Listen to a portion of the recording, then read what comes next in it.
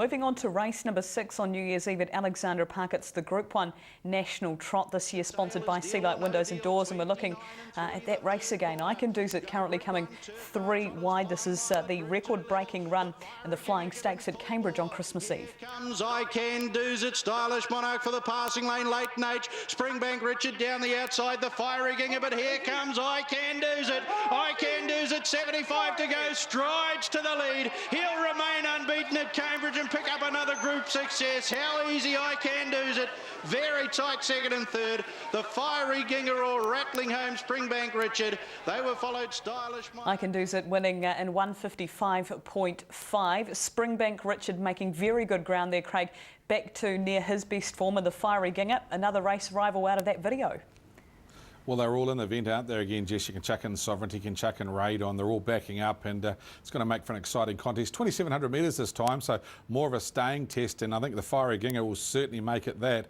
You can't go past I Can Do's It. It's just racing at the top of its game. It's trotting so fluently, and gee, it was just so dominant last week. It went to the line under a hold. I know Mark Purdon probably didn't knock it around inside the last 100 metres, and it won probably a length and a half. So I think I Can Do's It, certainly the one to beat. The dangers, I think Springbank Richard, I know won the second row is not a great draw, but the horse that's drawn outside at Springfield Hero starts on the unruly, so he'll get off the marker pegs pretty quickly, and he may actually not look to do that. He may look to follow Stylish Monarch through, because if the Fiery Ginger leads from barrier 3, Stylish Monarch will definitely trail, and 3 back on the fence may not be the worst place to be for Springbank Richard. If they run at true tempo, which I think they will, certainly down on the marker pegs, not going round horses, is going to be very advantageous. Number 9, Springbank Richard, you've got to have it in. Like the way he got to the line strongly there. The Fiery Ginger, well, he steps up to Alexandra Park. He hasn't been here for quite some time. He's never running the money here, but I think he's at the top of his game at the moment. He'll make it an exciting contest. There's only one place he'll be hitting, and that's to the front, and he could look to run them along at New Zealand record time again. So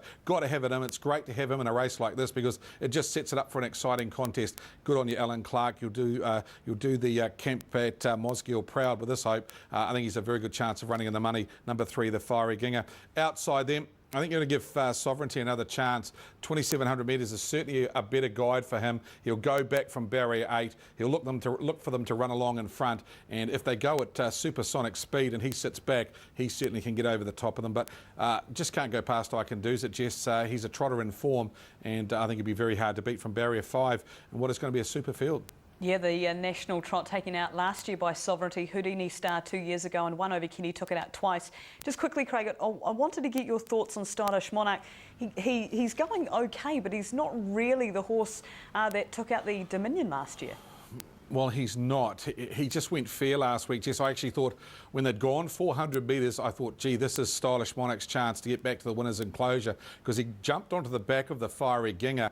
He had horses like I Can Do's It 4 or 5 lengths behind him, and I thought the way the Fiery Ginger was running along in front, I thought with the run he was getting, he had every opportunity to finish a little bit close. It wasn't the worst run, but it wasn't the Stylish Monarch that we've seen here 12 months ago. He's going to get that similar sort of trip again from barrier 1. He's more than likely going to follow out the Fiery Ginger. Ricky May will travel north to drive him this week in front of Richard Brosnan, so Ricky will give him every opportunity. Love to see him get back into that form that he was here 12 months ago. From the inside draw, he gets that chance, but I just don't know if he's racing at the top of his game. Yeah, good luck to Murray Tapper and the connections. As you say, we'd love to see him back to his best. He has won 11 races over the distance alone, so it's a great field, a lot of depth there for the Group 1 National Trot.